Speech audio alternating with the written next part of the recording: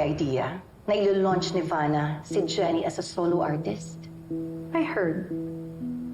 Maliit lang naman ng industriyang ginagalawan natin, kaya imposibleng hindi makarating sa akin yun. At wala kang gagawin?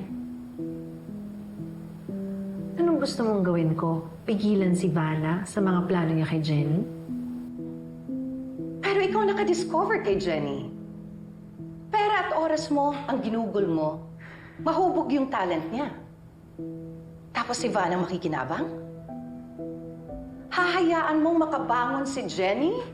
Hahayaan mong ibang kumpanya ang makikinabang sa mga pinaghirapan mo? I can't do that, Dara. Jenny is not my property. Pinakawalan ko na siya. Kaya, hindi ko nahawak kung ano man ang gusto niyang gawin sa buhay niya.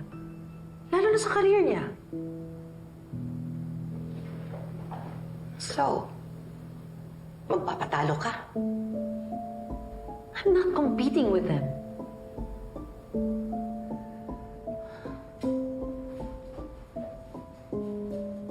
But you can't deny na isang sampal sa'yo yun kapag naging successful si Jenny.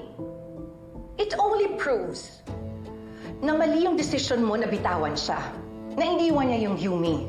Dahil kaya niya mag-isa, without Astra M.